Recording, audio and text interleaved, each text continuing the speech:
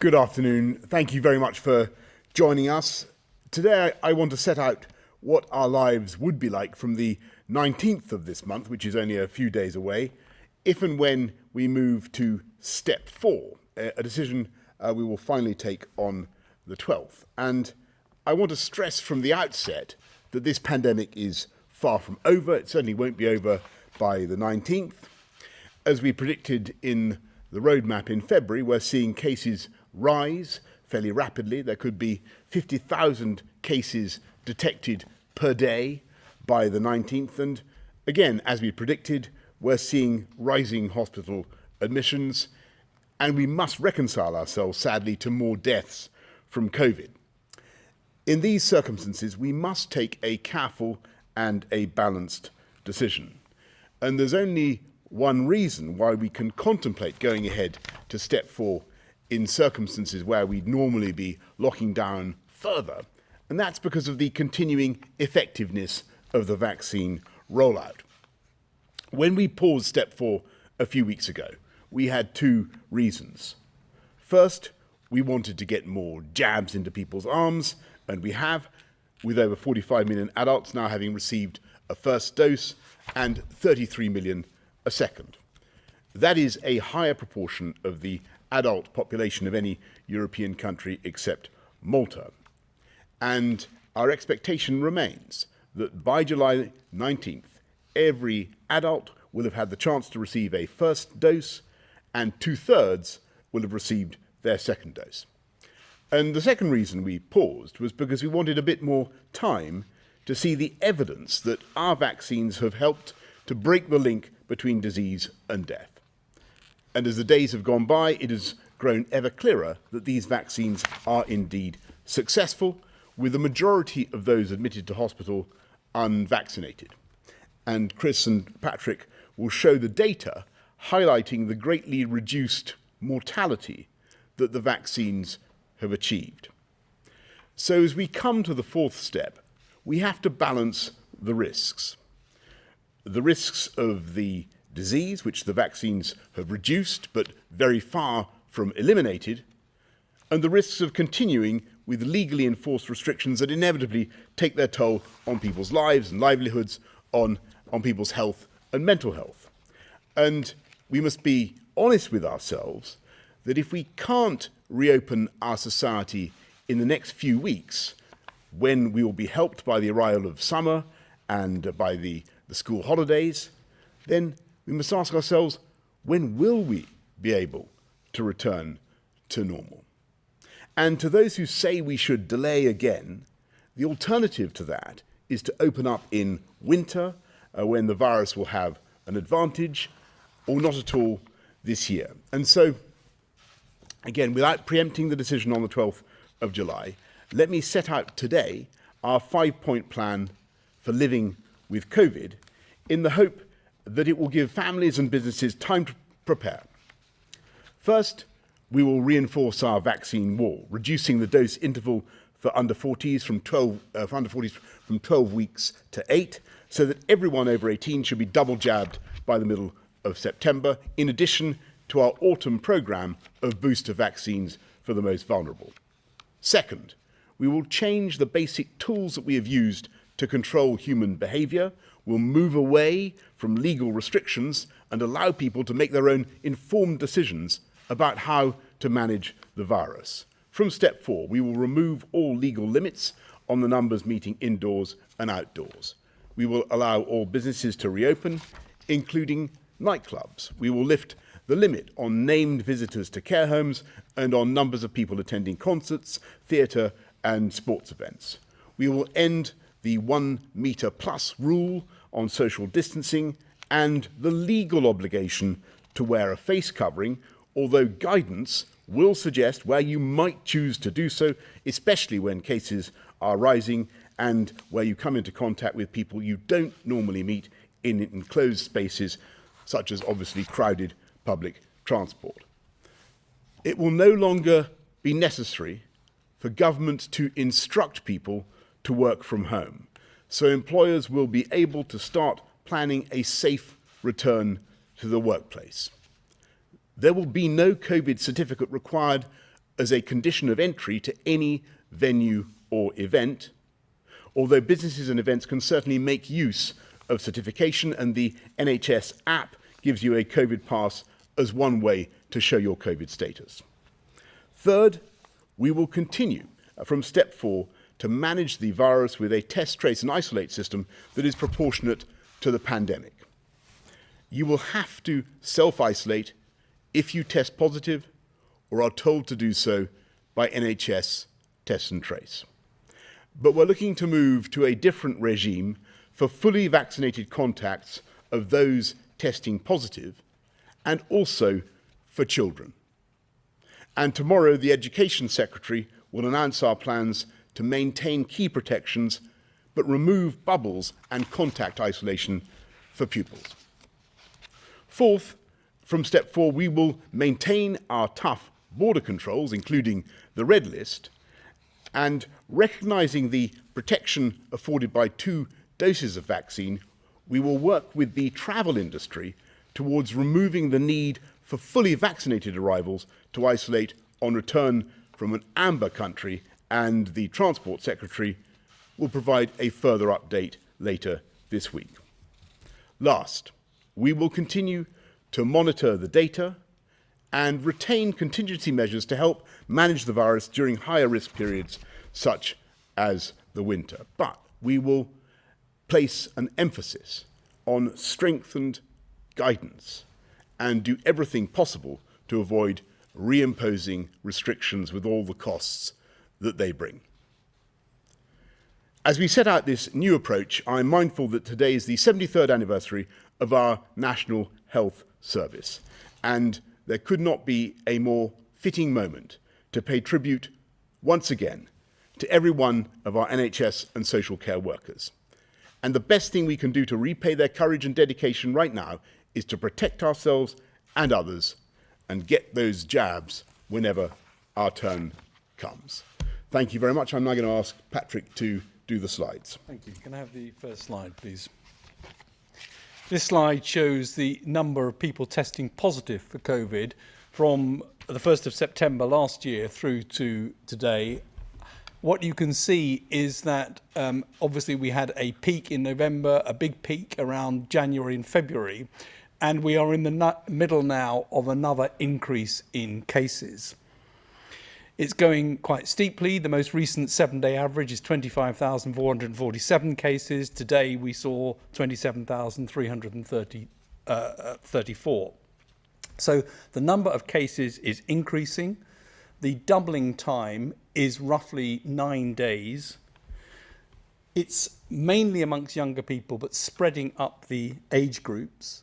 And the Office for National Statistics estimate that roughly 1 in 210 people are now infected with COVID, approximately 250,000 people. So there's no doubt we are now facing an increase in case numbers.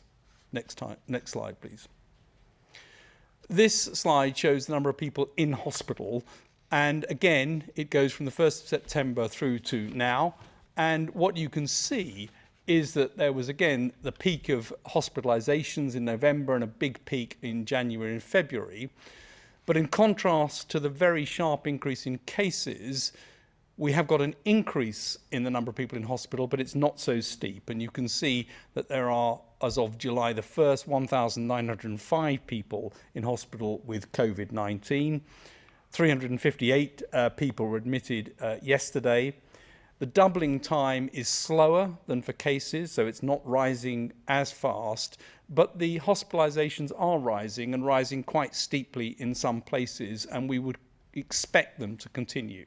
So essentially what this shows is that the vaccines have weakened the link between cases and hospitalization, but it's a weakened link, not a completely broken link. And we will still see increases in hospitalization. And as the cases get much higher, you would expect the hospitalizations to increase. Next slide, please. That is even more evident when we look at deaths, and again, the same slide format from the 1st of September through to the through to date.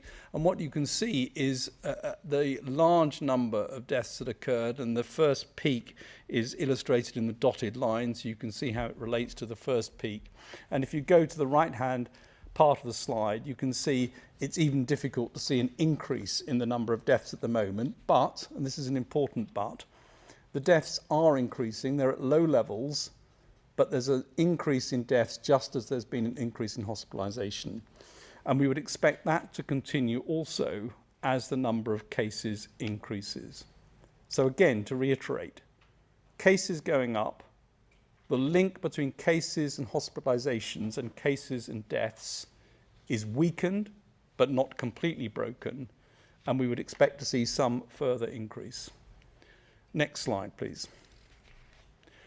The number of people who've received vaccination is high, of course, across the country, and that's true for both first and second dose. And overall, for first dose, something like 86% of the population over the age of 18 have had a first dose, and a larger number of people, because of the pause that was put in place, a larger number of people have now had second dose as well. So we've got a high level of vaccination coverage, again, making it more difficult for the virus to spread in these groups and protecting in terms of hospitalisations and deaths. And I think the message from this set of slides are twofold, really. First, if you haven't had a vaccination and you're eligible for one, get a vaccine, make sure you get the second dose. And second, that we are in the face of an increasing epidemic at the moment, and therefore we need to behave accordingly in terms of trying to limit transmission spread. Thank you. Thanks very much, Patrick. Anything to add at this stage, Chris? Thank you very much. Let's go, first of all, to members of the public. We have Aaron from Kent. We have figures which tell us how effective the vaccines are to hospitalisations and deaths. But how effective is the vaccine to preventing long COVID or lessening its effects? Thank you. Thanks, Aaron. I'm going to, I think, ask our scientific, I'm going to ask Chris to answer that. Thanks, Prime Minister. I mean, I think at the moment, Aaron, the data are not really clear. I think we are confident that because the vaccines prevent people from getting COVID in a very high proportion of cases, that, of course, is a protection against long COVID, which is itself several different syndromes, almost certainly. And if lots of people are vaccinated, that reduces the risk of transmission in the community. It's one of the reasons why, as the Prime Minister said, vaccinating yourself protects yourself, but also those around you. So that also helps protect. But we do not yet know whether those people who have been vaccinated and then get COVID, whether it weakens or breaks the link between that and long COVID. And I think that those data will come out over the next few months. No, I think that's right. I mean, because vaccines reduce severe disease as well, and we know that some part of long COVID is associated in people who've had severe disease, I think there's a reasonable expectation that that bit's going to be diminished. And as Chris said, we'll find out over time the effects on the overall profile of long COVID. Thanks very much, Aaron. Anita from Greater London. Hello. You said that we will hopefully be able to live with COVID like flu, and that we have a very good vaccination programme for flu. Presumably, part of the success of our flu vaccination programme is the inclusion of children. Therefore, will you be making the COVID vaccine available to all children should they wish to receive it in the near future? Thank you. Thanks, Anita. Well, I know that the JCVI is looking at vaccinating children, but Chris, would you like to answer that one?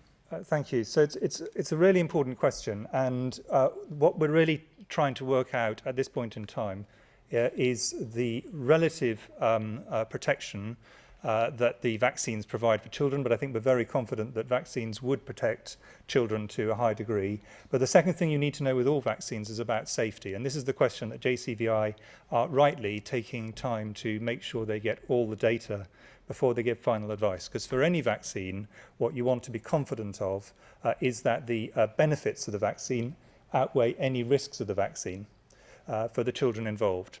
And this is true also, obviously, for adults. Because children have such a much lower rate of severe outcomes from COVID. And this is one of the few good things with COVID. They have a very much lower rate of poor outcomes, with the exception of a small number of children who've got things like neurodisability.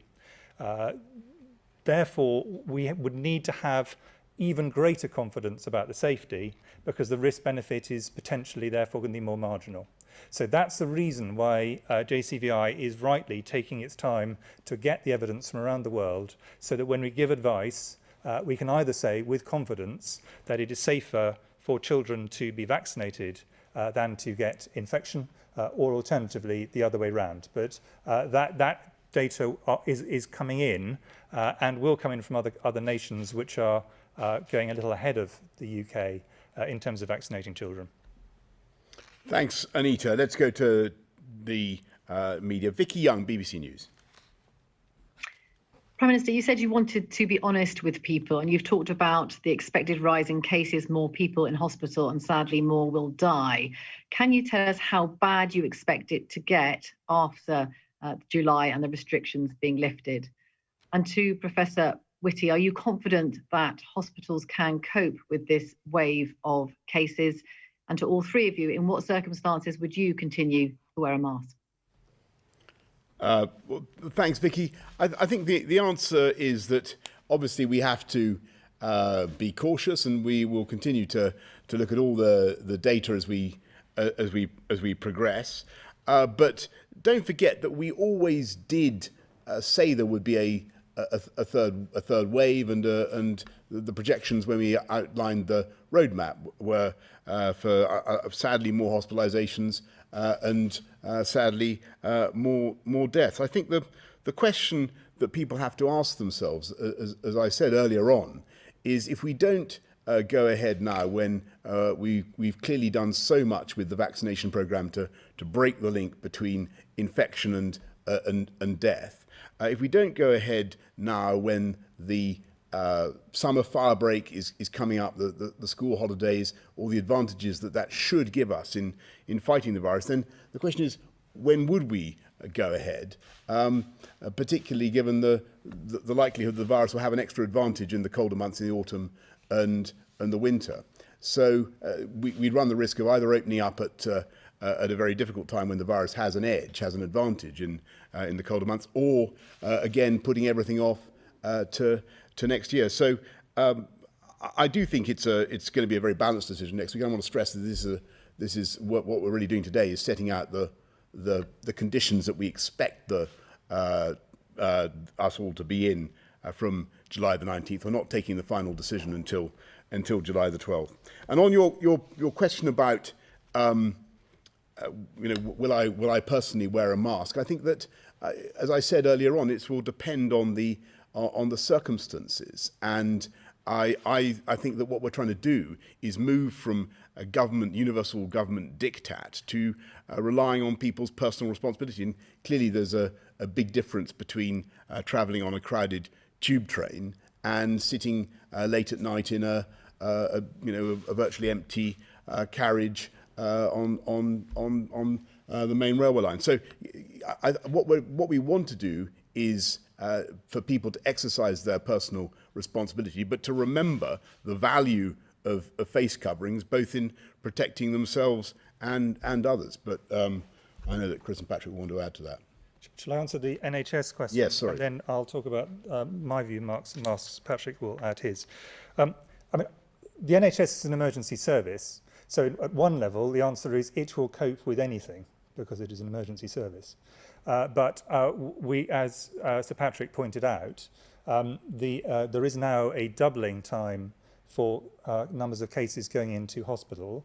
The number of cases that's going in a day at the moment is relatively low compared to previous waves, that are around about 300. But if you double up and then double up and then double up and double again, at a certain point you get, and in fact in a surprisingly small number of doublings, you get to really quite high numbers. So the question is, at what stage along this path are the doublings times getting to the point when the numbers are very high before we actually lead to a reduction, because the peak of the epidemic happens. And what the modelling would imply is that we will reach that peak before we get to the point where we have the kind of pressures we saw in January, for example, of this year. But inevitably, with all models, you have to say there is some degree of uncertainty. And so, we are dealing with uncertainty, and the Prime Minister and ministers are having to make difficult decisions with uncertainty as part of the decision process. In terms of wearing a mask, I would wear a mask under 3 situations, and I would do so particularly at this point when the epidemic is clearly significant and rising. And the first is in any situation which was indoors and crowded or indoors with close proximity to other people. And that is because masks help protect other people. This is a thing we do to protect other people, as it's by far its principal aim. The second situation I do it is if I was required to, by any competent authority, I would have no hesitation about doing that, and I would consider that was a reasonable and sensible thing if they had good reasons to do that. And the third reason is if someone else was uncomfortable if I did not wear a mask, as a point of common courtesy, of course I would wear a mask. So under all those circumstances, I would do so. Yeah, I've not got much to add. I'm exactly the same in terms of mask wearing. And just a reminder, masks are most effective at preventing somebody else catching the disease from you. They have some effect to prevent you catching it as well. And the situation you're most likely to catch COVID in is indoors, crowded spaces. So that's the obvious place where mask wearing becomes an advantage. Great, thank you. Romilly Weeks, ITV. If I could ask Professor Whitty, first of all, we're only 3/4 of the way through the vaccination programme. Cases are at the highest level since February. Why not finish vaccinating all adults before this significant unblocking? And to the Prime Minister as well, many scientists and doctors' organisations are suggesting that measures like mask wearing must be kept in place in order to alleviate pressure on the NHS. Why are you ignoring their concerns? I mean, on the first one, firstly, to make the obvious point that decisions are made by ministers, not by scientific advisors or medical advisors. But within the scientific views on this, there was a really clear consensus that under all circumstances, some degree of further social distancing will be need to be maintained even after the restrictions are lifted in law, and that's been part of the roadmap all the way through, and that is widely supported by the scientific views. There was a pretty high degree of scientific agreement that the delay of 4 weeks that ministers chose to take was an extremely sensible thing to do, and I think the fact that things are played out as they have, I think, reinforces that. But the view is more mixed about exactly what the right timing is from a technical point of view, even before you get into issues that the Prime Minister has to deal with more widely. And these really come from the fact that at a certain point you move to the situation where instead of actually averting hospitalisations and deaths, you move over to just delaying them. So you're not actually changing the number of people who will go to hospital or die. You may change when they happen. And there is quite a strong view that by many people, including myself actually, that going in the summer has some advantages, all other things being equal, to opening up into the autumn when schools are going back and when we're heading into the winter period when the NHS tends to be under greatest pressure for many other reasons. So it's a very much more difficult technical decision now, even before ministers have to grapple with all the other things, than it was in terms of the 4-week delay, where I think there was a very substantial degree of scientific agreement. And Romilly, just on your point about masks, I return to what we're trying to do with step 4 of the roadmap, which is get away from government legal diktat to relying on personal responsibility. And I do think that I will obviously wear a mask in crowded places where you're meeting people that you don't know, as Chris was saying, to protect others and as a matter of simple courtesy, but there's a difference between that, and I think everybody can understand that, and circumstances where you'll find yourself sitting alone for hours late at night on a train with no one else in the compartment. There I think people should be entitled to exercise some discretion. Beth Rigby, Sky News. Thank you. Prime Minister, you promised a cautious but irreversible route out of lockdown. And now you're about to get rid of all restrictions, a big bang approach, even as, to quote Chris Whitty there, we're in the face of an increasing epidemic, so the need to act accordingly to limit transmission, and yet you're doing away with all those safeguards. I put it to you that many people see that not as cautious, but as reckless. And I also put it to you that you just don't seem to be committing to irreversibility either. You just said that you will do everything possible to avoid reimposing restrictions in the winter. So is this cautious or irreversible? And to Professor Whitty, you said at the beginning of the year it might be necessary to reintroduce some restrictions over the winter. What is your view of that now, given the Delta variant and the vaccine? You said that back in January, and so much has changed. And does the Big Bang unlocking this summer now make more restrictions in the winter more or less likely, in your view? Well, Beth, I think that with great respect, obviously, to you, we can't say that I'm being both incautious and also abandoning irreversibility. What we want to do is strike the right balance, and we are trying to move from a system of very elaborate government rules to one in which we rely on people to exercise personal responsibility to follow guidance, mindful that, as I say, this pandemic is far from over. What we have achieved with the vaccine rollout has put us in a very strong position by comparison with many other countries in terms of the wall of protection that we have. But we must remain cautious, and I think that's why I'm asking people to think in that way. This is. I don't want people to feel that this is, as it were, the moment to get demob happy. This is the end of COVID. It is very far from the end of dealing with this virus, and I hope that that's been clear from everything that you've heard from this press conference today. And on the irreversibility point, obviously, if we do find another variant that doesn't respond to the vaccines, if heaven forbid some really awful new bug should appear, then clearly we will have to take whatever steps we need to do to protect the public. But on balance, given the massive success of the vaccine rollout, given the fact that this is a propitious moment, a good moment to do it, given the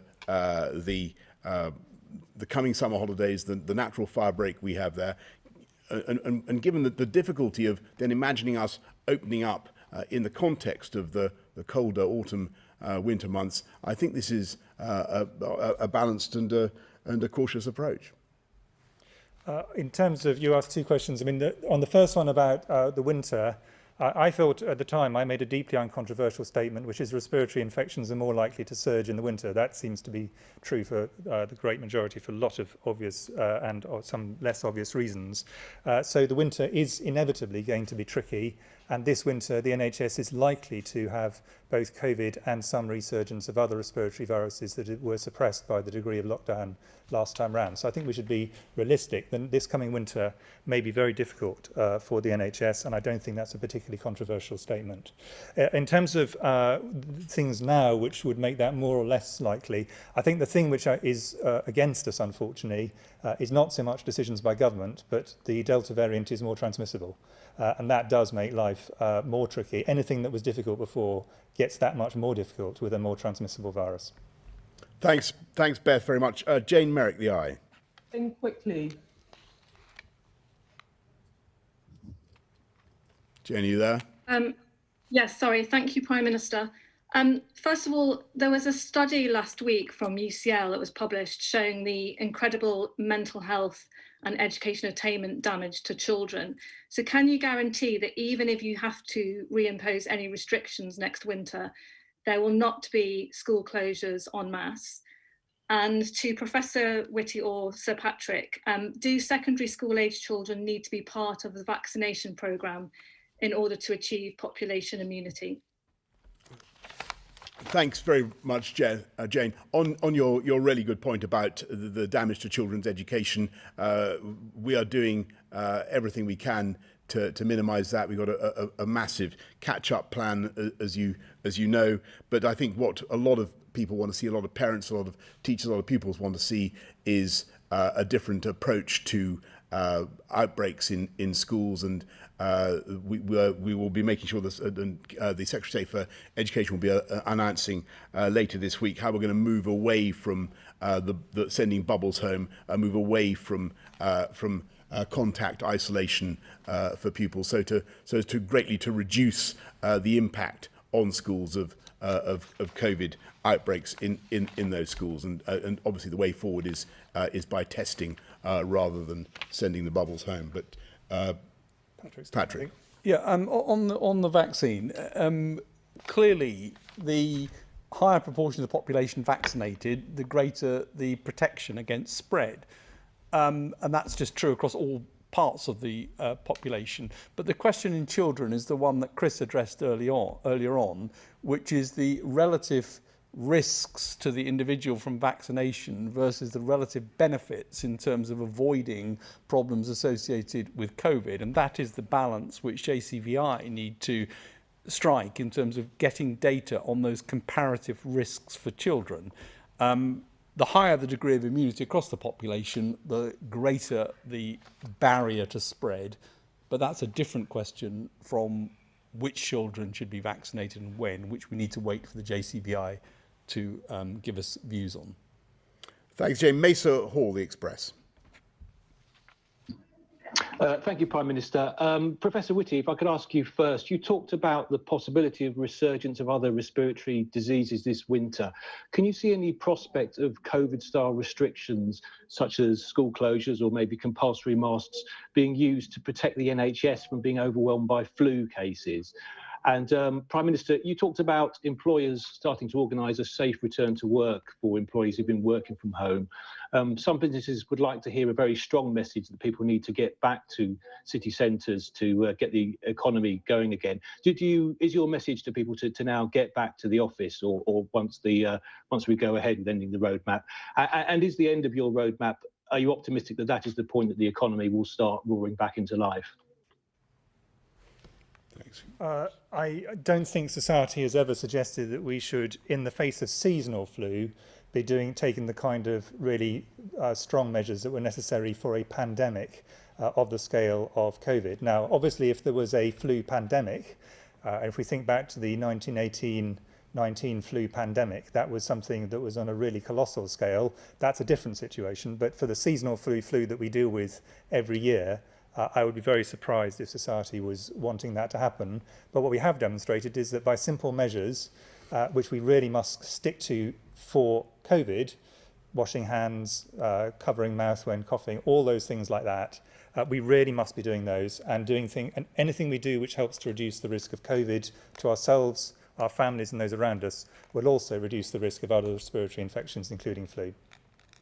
Yeah, Mesa, so just on your couple of points, the key thing is the government is no longer telling people that it's necessary that they should work from home, and the rest is really for employers to work out for themselves. But that change has been made possible by the success of the vaccine rollout. The overwhelming proportion of the workforce that had now had 2 jabs, and don't forget that by the 19th, I think everybody over 40 will have had 2 jabs. Everybody over 18 will have had 1 jab. So talking about a huge wall of immunity. And on the recovery, I think it will be a strong recovery, and you're already starting to see it, and that has been made possible by the certainties of the roadmap and the vaccines.